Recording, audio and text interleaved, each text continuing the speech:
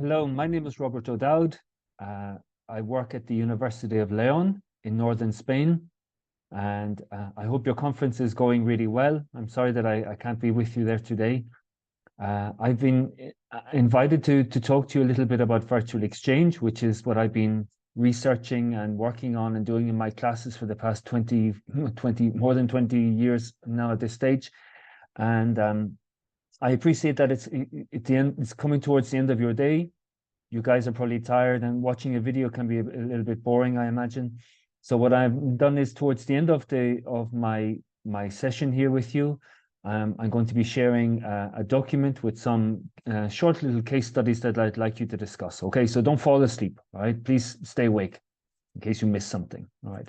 So I'm going to begin now. I'll share my screen and begin my presentation. Okay.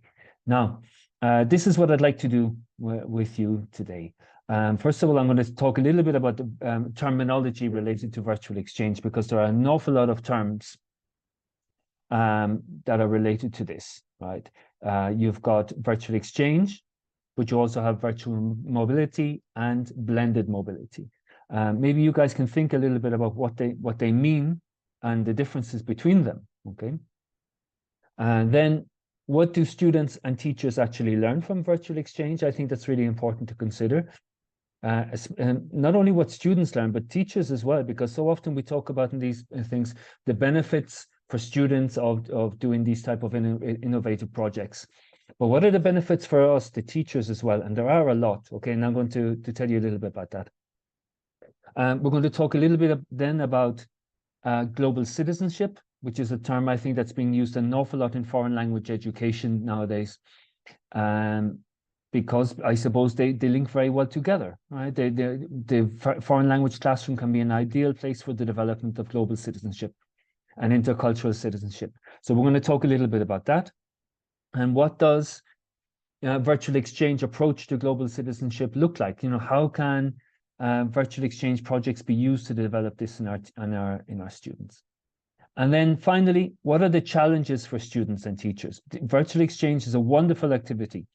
It has lots of potential, but what are the challenges that you as teachers and your students are going to come up against when you go into these type of projects? And that's why we're going to take a little break, and I'm going to ask you to take a read of a couple of case studies and maybe to talk about them with the people that are with you. Okay. So first of all, what is the difference between virtual exchange and virtual mobility? And what do you understand by the terms blended mobility? Okay. Maybe if the organizers there would like to pause the video for a minute or two, and you guys can discuss this. And then I can move on, and I can kind of explain what we mean by them. Okay. So what is virtual exchange? Well, virtual exchange, very simply, is like an umbrella term, shall we say, to describe the many different ways that learners are engaged in online intercultural interaction with partners from other cultural contexts or geographical locations, as an integrated part of coursework and under the guidance of educators. Now, I imagine that most of you would have guessed the first part, right? This is all about bringing groups of learners from different countries, from different language communities together online to communicate, to collaborate, and to learn from each other. That's fine. But it's also important to consider that that these projects are integrated into your courses, so that they appear in your study guides, your syllabus, and that students also receive a grade, a part of their final grades for the participation and for their work in these virtual exchange projects, and that it is under the guidance of educators. Now, what does that mean? Being under the guidance of educators means that you, the teachers, are helping your students in these interactions. Students are very good at using their mobile phones, at using their laptops, but that doesn't mean that they're good online collaborators. And it doesn't mean that they're good online intercultural collaborators, which is what all this is about. So that's where you, the teacher, that's where your expertise come in. You don't have to be experts in digital tools, but you should be, good at intercultural communication and be aware of what can go wrong and what students should learn from these moments of learning. Okay. Now, You've probably heard lots of different terms about that refer to similar things. Okay, in foreign language teaching, we often talk about telecollaboration. Okay, we also talk about e-tandem.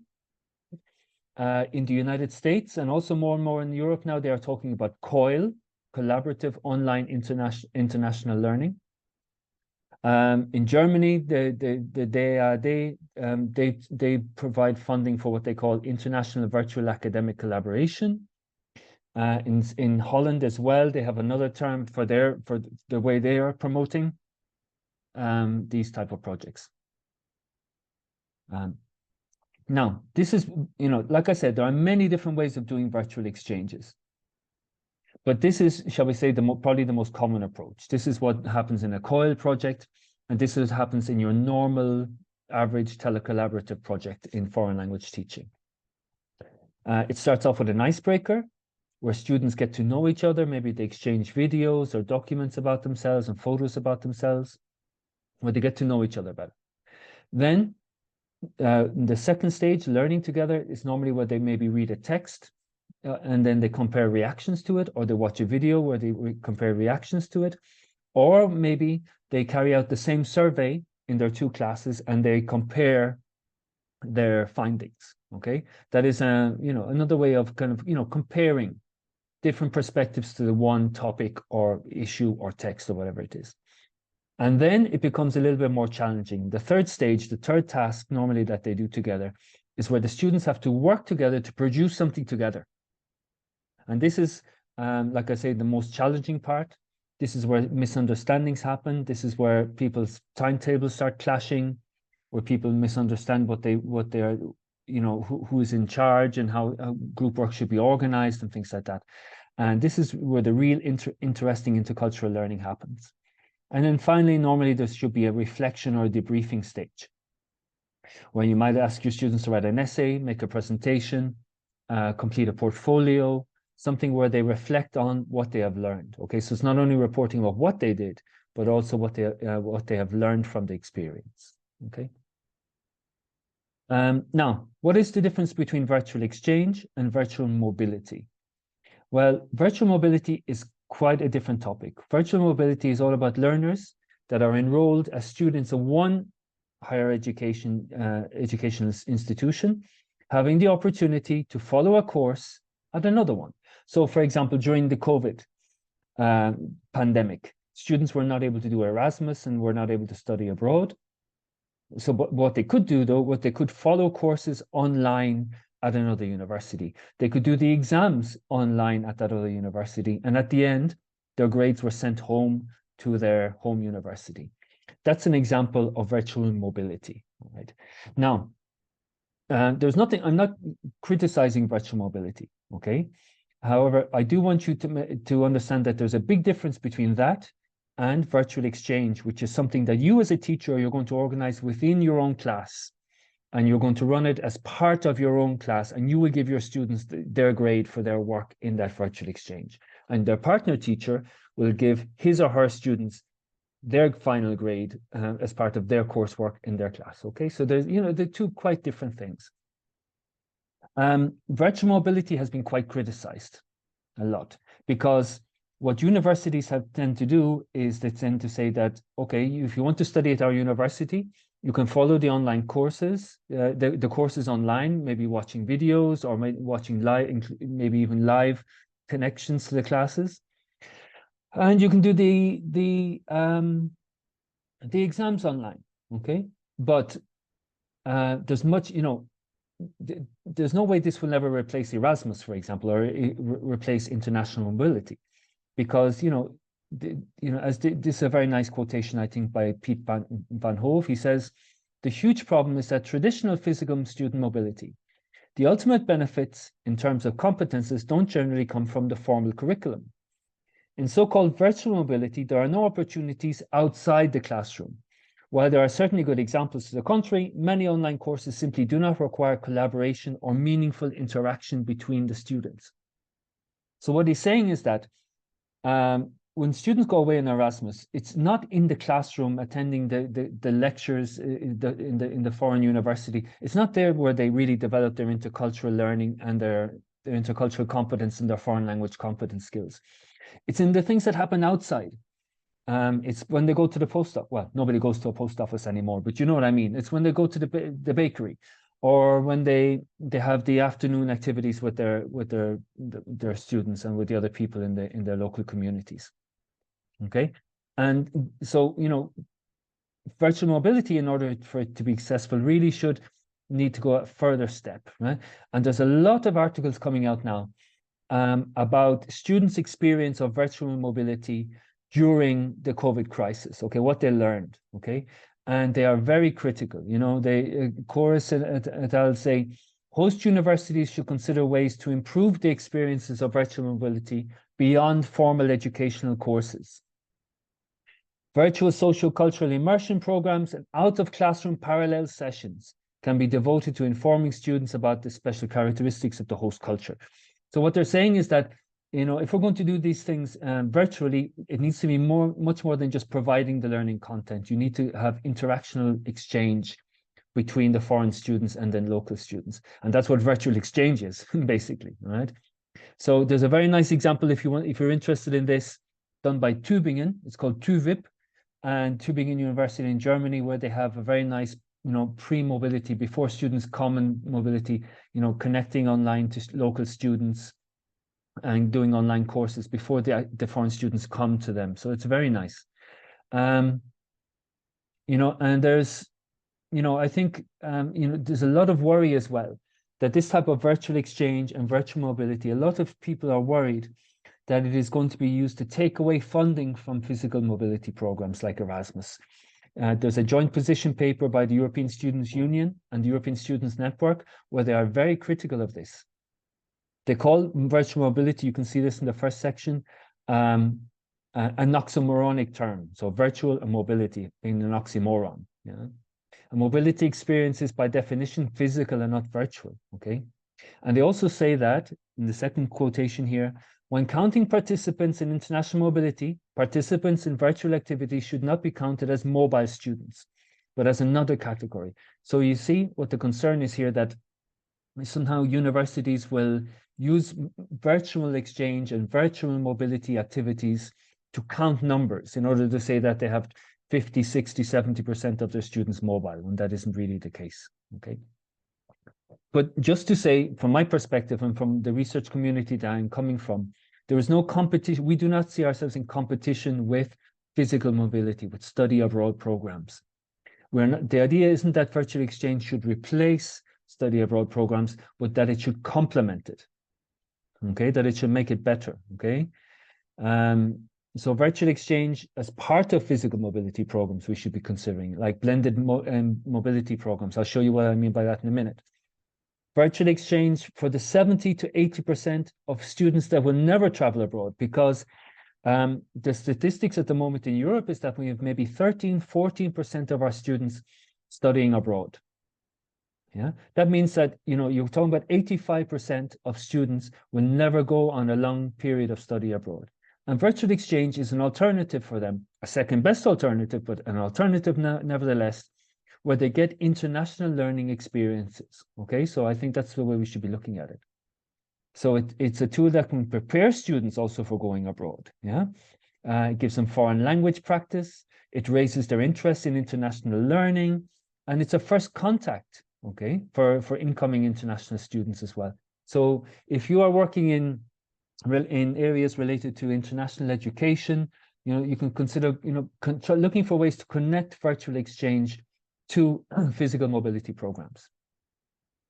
Okay, and there's an example of that that you might want to look up on the internet called Gear Up, which is a program that we have here at the University of León, where students take part in this program before going on their physical mobility programs. Okay. By the way, I have to stop to drink water from time to time. I'm going to do this talk a little bit like that famous Netflix series Adolescence. This is going to be done in one shot, okay? So bear with me. I'm not very good at editing videos, so I have to do it all in one go. Okay. What is blended mobility? Well, blended mobility is basically the combination of physical mobility and online exchange, so structured online collaboration, right? So, and it's part of the new Erasmus Plus program. There's something happening now called blended intensive programs, which are really interesting. And blended intensive programs are normally projects where students collaborate online between at least 3 different countries, okay? And the students collaborate online around their subject area. And then they get funding from Erasmus to travel to one of the participating universities for between 5 and 30 days. So it's a combination of virtual exchange, essentially, and physical mobility. Here's an example, one that we're doing at the University of León at the moment. Well, at the moment, we've been doing it for about 3 years now. We've been trying to develop it each year and improve on it. It's called Innovation in Foreign Language Teaching. So this is for students that are going to become foreign language teachers in the future, okay? What happens is that they take part in online lectures and discussions with guest speakers over 3 or 4 weeks. Then we put them into international groups and they have to work together on a project together online. And then finally, they come together in León, here in León in Spain for 1 week, and they they finalize their projects, they take part in cultural events, we have more guest lectures for them, and the course comes together, okay? So this works very well. We give them 3 ECTS credits for this, and we have students coming from, well, my local students in Spain, Germany, Ireland, Finland, Italy, and Lithuania, okay? So we have students from all of these different countries coming together. And this is what a bit looks like when it comes to an end. And these work really, really well. I'm really interested in them, about the learning opportunities that they give. They're very interesting. So now, what do students learn from virtual exchange? Okay, that's the next thing we need to talk about. There are a lot of impact reports, large-scale impact reports. Not only are there, shall I say, smaller studies that have, that investigate learning outcomes from one project, from one virtual exchange, but there are also these large-scale projects which allow us to see the impact of virtual exchange on maybe 1,000 students, or many different virtual exchanges together being looked at under the same lens, in the same research lens, so to speak. Okay, and I'm going to summarize here briefly the main outcomes of these. Yeah. By the way, I should say that these reports, I've put all of the links to all of these and all of the documents I'm talking about, all the publications I mentioned in this talk. They're in one document, which I'll be sharing with you via QR code at the end of the talk as well. Okay. First thing is that virtual exchange is a safe space, okay, for learning to communicate in a foreign language. Many of our students, I don't know if it's the case for you guys, but a lot of my students, very often they spend their life learning foreign languages by just talking in the classroom and talking to people from their own culture, their own country, in the foreign language, okay? So this is a very safe first step into actually using the language with people from other cultures, from other countries, okay? Just look at these comments here. It's been a great experience that has made me more confident about interacting with people from abroad. I've learned to overcome my fear of not being understood by people from different countries. I tried to formulate my utterances as clearly as possible, and it worked. At first I was scared, but then not really. Our communication was great. So at least in my own students, and these are examples from my own students, students, they realize that they're able to use their foreign language, okay, in a safe context, and that's very motivating for them. It is, of course, also very useful for intercultural learning.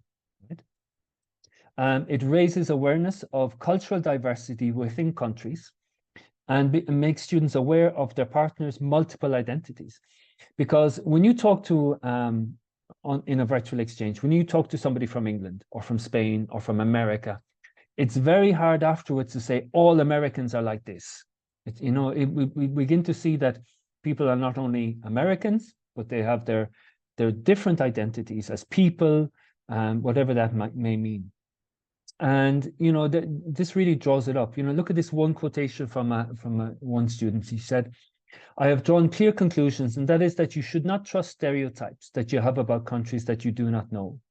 I realize that what you think of a country can be very wrong. Okay, you know, because you're getting to know real people, and that's I think that's such a powerful impact on students. Other learning outcomes, well, first of all, for your more advanced students, it can push them out of their comfort zone. Yeah, and one student says, "This virtual exchange enhances my communication skills. When we have a discussion about our project, I need to push my English communication skills to have a great discussion with my partners." Like I said, students can get very used to working in the classroom all the time and talking to people from their local area in the foreign language. So they all basically know what they're talking about. When a Spanish student says to another Spanish student in English, "This weekend I'm going to my pueblo, to my village for the fiestas," the two of them know what they are talking about. However, when a Spanish student has to explain what the significance of pueblo, of local village, means to somebody in Spain, what the significance of las fiestas, of the festivities, what the significance of that is, and you know how they work. When you have to do that to people from another country, then you are being pushed out of your comfort zone, as we say here. Okay. And finally, transversal skills. The fact of working with people from other countries prepares us for the future problems that we may have, one of my students said.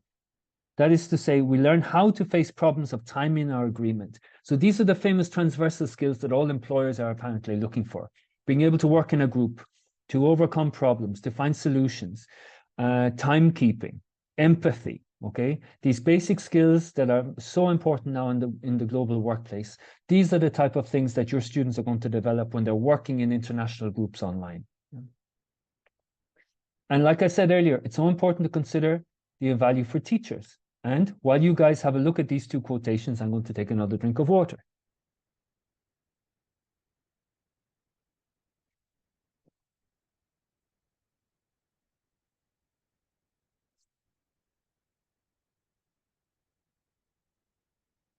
So what you see from these examples of teachers that took part in virtual exchanges for the first time is that, first of all, it opens up a whole new world for them, because virtual exchange can very often be the first step to doing research with somebody from another country, to visit, bringing in their students, or doing a staff exchange between the two countries, okay? And it will bring the two universities in closer together as well. So, you know, it can be really like a first step into a more global world for teachers. The second thing is, it's very good for us as teachers because it forces us to develop our own intercultural skills. And if we're using a foreign language, to our own foreign language skills as well. Because you have to work with another teacher to find a project that suits you both.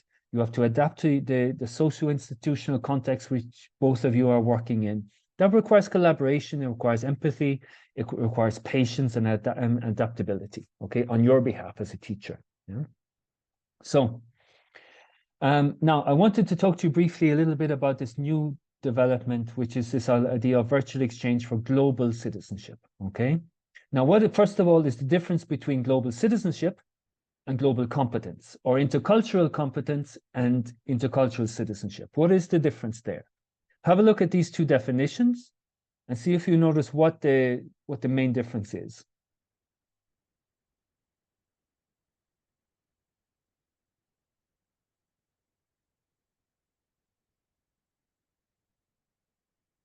So hopefully what stands out for you here, that, well, you maybe look at global competence and you say, well, this is very much like intercultural competence, right?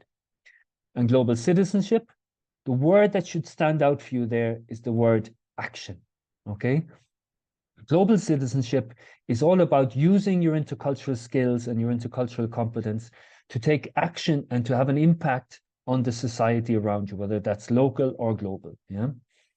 The essential difference between competence and citizenship frameworks lies in the importance attributed to active engagement of the learner in society. Okay, and this is becoming more and more important, I think, in educational contexts. Okay, your sustainable development goals, these frameworks of global citizenship that are coming up by PISA and by the European the Council of Europe.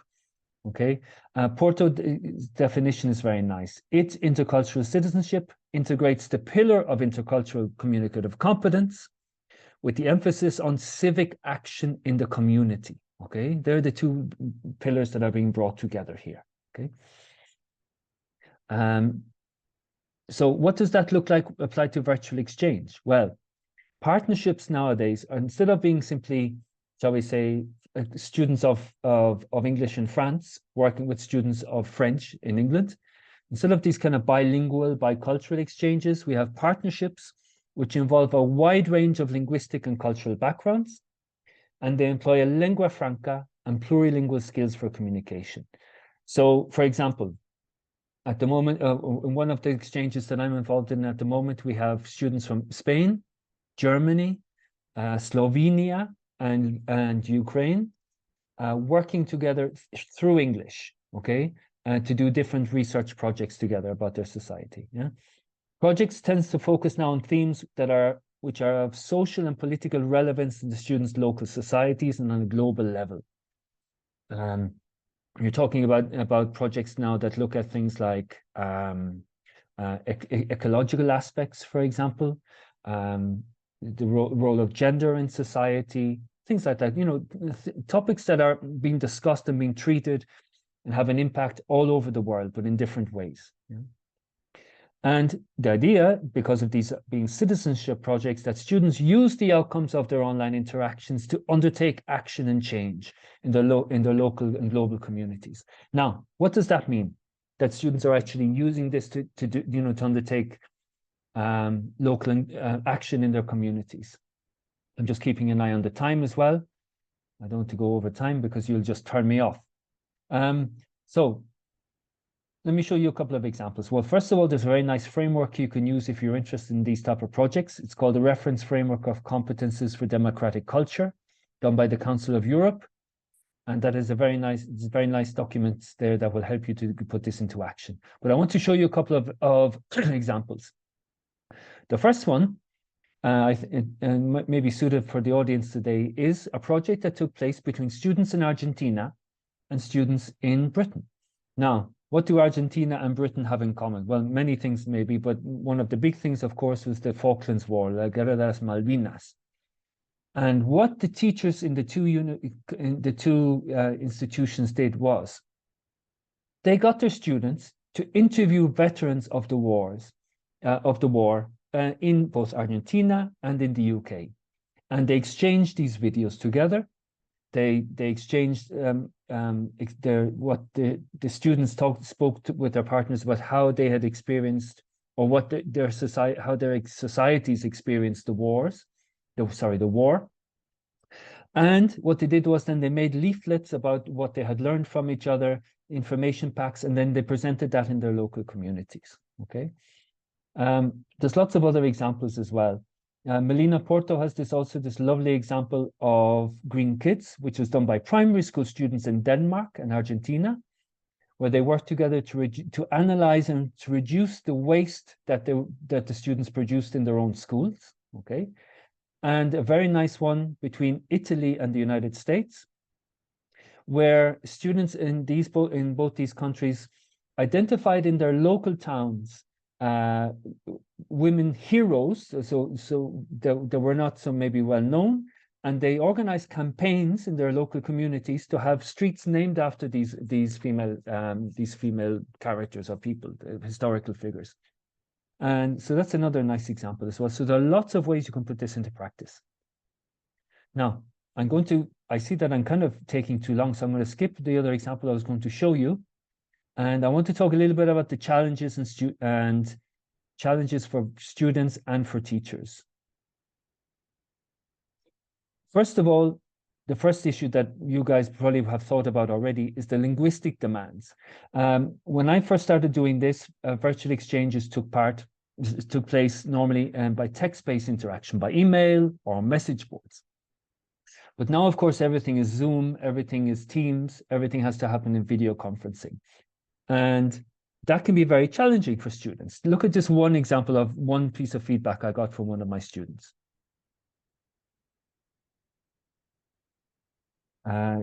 She said, during the meeting, I had some trouble communicating as I am not used to speaking English, but I tried to do my best.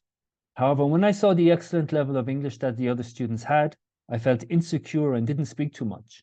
I also had a lot of trouble understanding them as they spoke very fast and had very thick accents. So, I mean, this can be very stressful for students. You're putting them into Zoom meetings, and so what we need to keep in mind here is that we can't just throw students into the swimming pool and see if they can swim or not. We need to prepare them and support them as best we can. How do we do that? Right? Here's a few suggestions just to keep in mind. Okay, give them time in class to prepare their virtual exchange meetings. Okay, encourage them to plan and to practice what they are going to talk about in the foreign language. Yeah, provide them with a list of vocabulary and expressions which are related to the subject of the meeting.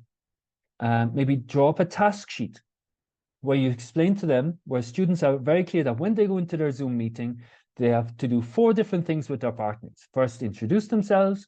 Second, talk about this. Third, make a list of something or whatever it is.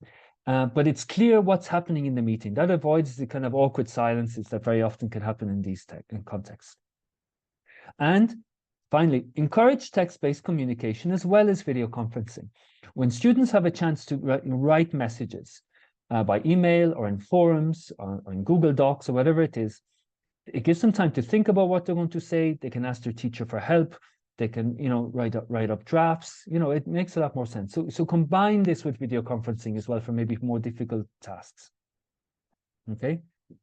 Another thing we need to keep in mind is how students react to virtual exchange and what they learn from virtual exchanges. Okay, I showed you positive examples beforehand, but I want you to keep in mind these as well. Have a look at what these 2 students say. I'm not going to read it out. Just take a read and then tell me tell me. Think about, how positive are these reactions?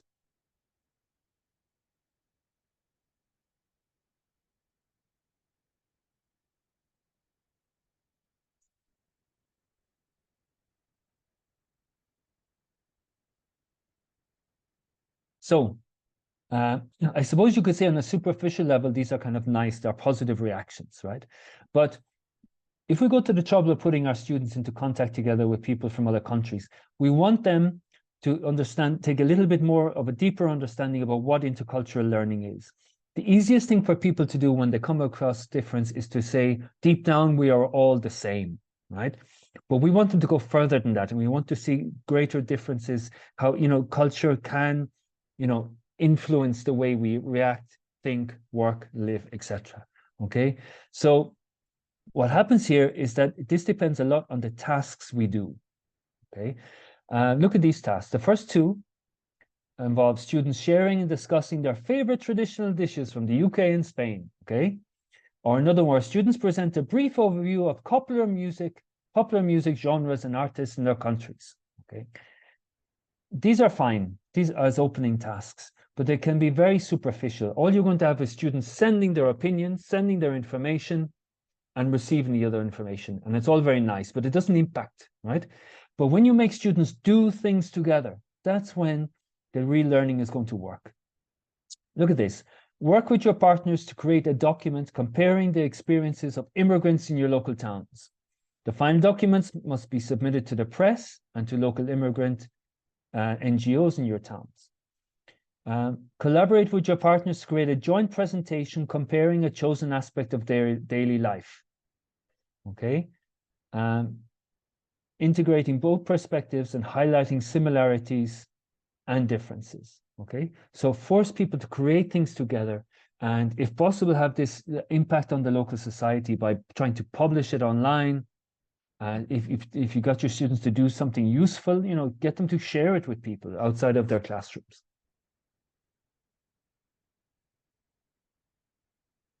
Now, I'm really running out of time, so we're going to look at this.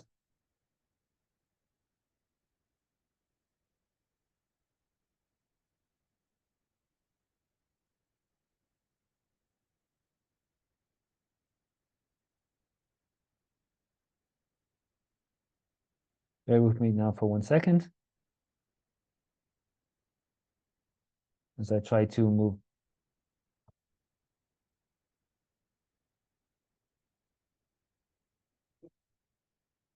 So now, we're back again. And this is where I'm going to ask you guys to take a couple of minutes to have a look at a couple of case studies and to think about this. This is something that's emerging recently in virtual exchange, and which is, something that we all need to consider. Okay, the ideas of equity of engagement, okay, and inclusion in your projects. What do you mean by equity of engagement? Okay, the problem is that very often when students go in study abroad programs, especially to countries outside of the global north, okay, when we start going to countries in different contexts on the globe that are not the same as Europe and North America, study abroad participants from the global north often initially reflect an attitude of coming to help instead of being more receptive to learning from their host communities. So if you're going to have your students taking part in exchanges that involve interactions between the UK and Ireland and maybe Africa or the MENA region, okay, North Africa, Middle East, these areas, we have to be careful that this is not seen as helping them, okay, shall we say, coming to save them, right? And equity of engagement in virtual exchange means ensuring that all participants, regardless of their backgrounds, have the same opportunities to actively participate in the project and that they are treated as equal partners, okay? So the same opportunities and that they are treated as equal partners, okay? Now, this is where I'm going to share with you a QR code that I hope that you guys will be able to maybe pause the video and to take a photo of it and to have a look at it on your phones, okay? Maybe the organizers have been able to share the document with you already as well by email, okay? So I'm going to take a minute for this. If you guys are, you can pause the video now if you're having trouble getting it done. And what do you have there, okay? In that document, I've got a few very short case studies. One of them is about an example between a virtual exchange between students in Palestine and the USA. The second one is about students in Quebec and the USA. The third one is about from the USA and Spain. I'm not picking on the United States, and it just happens that the stories are from there, the case studies are from there. And the fourth one is between Norway and sub-Saharan African country, okay? Now, I won't read them here because you're going to be able to read them in your document, all right? And what I'd like you to do is have a look at them and discuss with your partner, the person sitting next to you there, what is happening here? What are the issues or problems that are coming up if you see any, okay? So I would ask the organizers now to pause the video and give everybody about 5, if possible, a little bit more, maybe 7 minutes to discuss briefly these different case studies. And then I'll give you some feedback on them.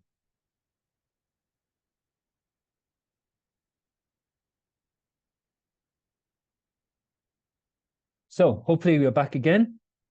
And these are the issues that I think come up. And when I join your conference live now in a few minutes, I hope maybe we can talk about these. But these are basically the challenges that come up. The partner class and the culture can often be portrayed as in trouble and needs to be saved. I mean, that's, I think, what's happening in the Palestinian USA project we can see there. It's the Palestinian students that have the problem, and the Americans and the international teams are working to save them, so to speak, to help them. And there's a prize, and what's the prize? You get to go to America. Okay, so the way that it is structured is the issue there. The issue of Quebec, of the deaf students, I mean, there I think the danger is that the partner class is kind of portrayed as a novelty or as a curiosity. They're being used to teach a lesson to their partner students, okay? And I don't think that's appropriate either. And the third one, where you have basically one student being lectured by another, saying, this is the way it works over here, why doesn't it work like that in your country as well, basically, all right? There's many examples of that you see in the literature.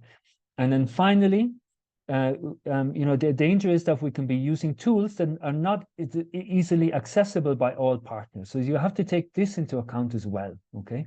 So these are some issues. We can talk about them a little bit more in a couple of minutes, all right?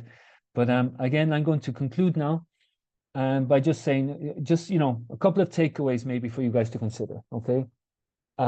First of all, like, consider that online intercultural contact does not guarantee intercultural development, okay? We need to spend time when you do these type of projects to preparing the tasks, mentoring your students, guiding your students in how they interpret what their partners are doing, etc., etc. This question about whether virtual exchange could replace study abroad is not an issue, okay? Nobody is suggesting that. What we're considering is that how can virtual exchange complement and enhance physical mobility programs? Okay, what can virtual exchange offer universities, internationalization at home programs? And finally, this whole issue of equity and inclusion. This needs to be, when you are planning your virtual exchanges, these issues need to be considered very carefully in your projects.